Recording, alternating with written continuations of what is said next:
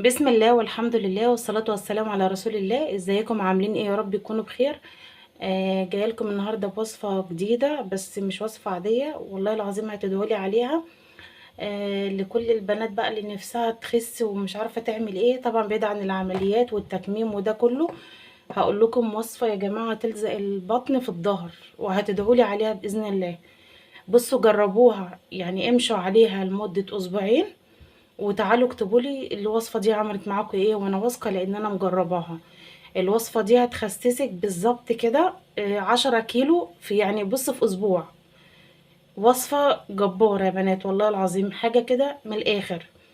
بس طبعا لو انت لسه بتشوفيني، اتمنى ان انت تشتركي في القناه وتفعلي الجرس على الكل عشان كل ما انزل وصفه توصلك. اذا حبيتي القناه يعني. انا اختكم مجنى. عندي وصفات كتيرة مقدماها، يعني بجد وصفات حلوة جدا، والله كل حاجة بقدمها مجربة. وبجد اللي ما جربش وصفات التفتيح فايته كتير بجد. الوصفة دي يا جماعة هتنزل منك كتل دهون بجد، يعني انت هتشوفي. الناس اللي عندها امساك طبعا دي هتبقى ملايم طبيعي، مش هتحتاجي لأي حاجة خالص. بجد وصفة مذهلة، وصفة تحفة. بس بالله عليكي اعملي لي لايك، عشان اللايك ده بيدعمني، واللايك مش بفلوس، يعني اللايك ببلاش. بس هو يخلي الفيديوهات تتشاف. يلا بقى نبدأ نقول بسم الله الرحمن الرحيم كده ونبدأ في الوصفة. بس بالله عليكي ما تنسي تعملي لايك وتصلي على سيدنا محمد. بصوا يا بنات الوصفة عبارة عن ايه، بسم الله. ده ورق لورا او ورق غور. ده يعني بص حاجة كده رهيبة. جربي ومش هتندمي. هتاخدي منه 7 ورقات بالظبط. 7. ادي 1 2 3 ادي 4 5 6 7. تمام كده. هناخد ايه تاني؟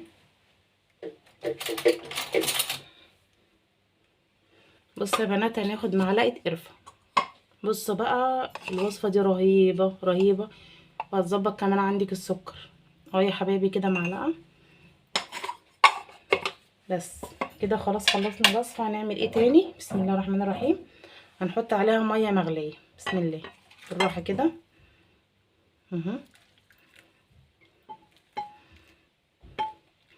طبعا القرفة نغطي عليها عشان فيها طبعا زيوت طيارة.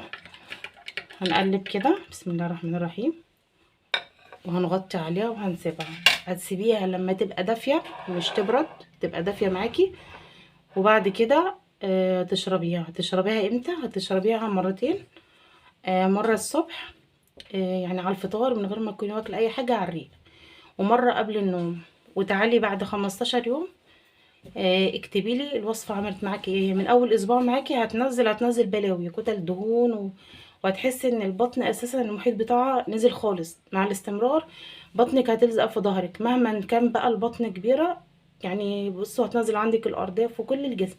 بس هي هتشتغل الاول على البطن، ويعني بجد وصفة مذهلة. بالله عليك اعملي لايك، امنتك امانة، يعني مش تاخدي الوصفة وتخرجي، عشان في ناس كتيرة بياخدوا الوصفات ومش بيعملوا لايك. فانا بامانه الله كده اعملوا لايك يا جماعه. يلا باي باي، كل سنه وانتم طيبين.